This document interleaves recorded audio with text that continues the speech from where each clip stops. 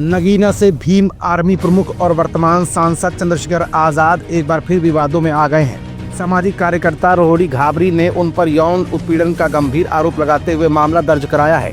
ये शिकायत राष्ट्रीय महिला आयोग NCW में दर्ज की गई है, जिसके बाद पूरे राजनीतिक हलकों में हलचल मच गई है।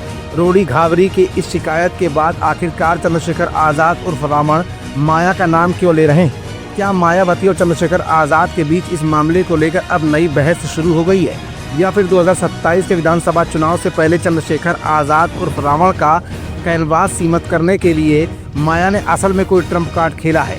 इन तमाम सवालों का जवाब आज की इस रिपोर्ट में हम आपको दिखाएंगे भी और बताएंगे भी। उससे पहले रोहिणी घाबरी ने क्या कहा, अब जरा ये भी जान लेते हैं। रोहिणी घाबरी ने कहा है कि वो लंबे समय से चंद्रशेखर आजाद के व्यवहार से परेशान थी और अब उन्होंने कानूनी लड़ाई की शुरुआत कर दी है।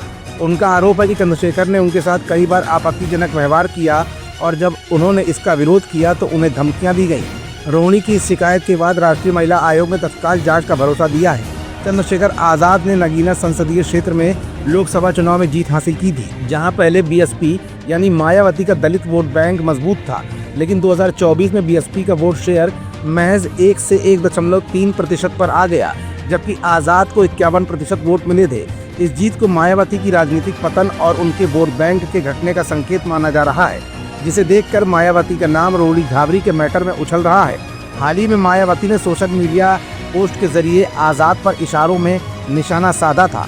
जवाब में आज़ाद ने मीडिया के सामने कहा था कि यदि नाम इशारों में आया है तो उनसे पूछा जाए मामला क्या है, जो स्पष्ट रूप से मायावती को टारगेट कर रहा था। दरअसल चंद्रशेखर आज़ाद उर्फ रावण का बढ़ता कद धीमे धीमे ये बयां करने लगा है कि वो BSP की जगह एक नई बहुजन शक्ति घोषित होकर मैदान में उतर रहे हैं, जो सीधे मायावती के प्रभाव को चुनौती देता है।